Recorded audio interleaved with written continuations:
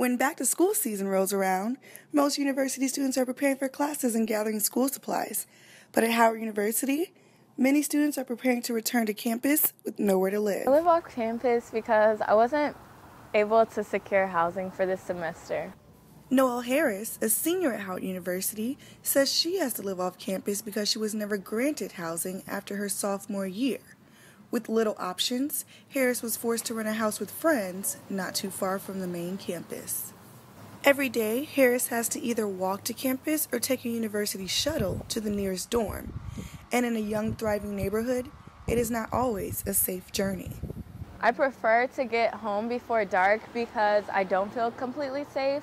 Once I leave main campus, I don't feel as safe as when I'm actually on campus. And these shuttles, which are supposed to arrive at main campus every 10 to 15 minutes, don't usually come as often as they should.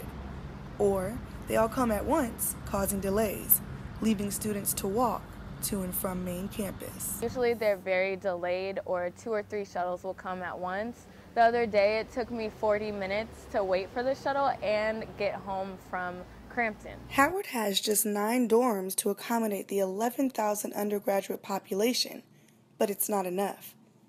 More than half of the students attending are living off campus, and with the lack of dormitories, Howard gives out housing on a first-come, first-served basis that is set on a point system. The more points you have, the higher your chances are to pick housing on the first day. The less points you have, the less chances you have at getting housing, leaving some students homeless. I would say that they would make a more effective system so that people would know if they will actually get housing sooner in advance. I've heard a lot of people will apply for housing and not hear back from Residence Life until a week or two before the semester starts and be essentially homeless. Many students have been upset for years with the lack of housing provided and the way housing is distributed. The faulty system forces students to have to look elsewhere for places to live.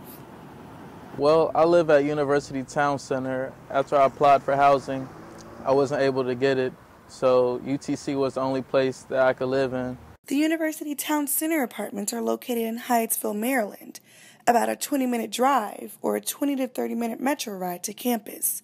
Not a very convenient option for students who are on campus multiple times a day. Every time I take the shuttle, it's always packed to capacity and I'm standing up. And if I do take the metro, it's an added cost expense for me, and the metro doesn't even get you to campus. You have to walk by the hospital and up Georgia Ave. With expensive metro fares and crowded, unreliable shuttles, students would prefer more housing closer to campus. Howard residence halls are currently able to only house about 45% of the student population, compared with 60 to 70% at competing universities. Of the students who do live on campus, about 3/4 of them live in buildings that are at least 50 years old, like the one right behind me. The lack of progress has frustrated students, neighbors, and potential development partners. Howard has been planning a project to build new on-campus housing for more than a decade. According to local developers, the Howard administration takes so long to make decisions that they eventually give up. I was not aware, and for Howard to be so prestigious, I would think that they would think about their students first. And after 10 years of planning and failing, students are finally getting what they've been asking for. New construction has started on Howard's campus, and it is said to be worth the wait. 2 on-campus residential facilities are underway and are slated for completion by August of 2014.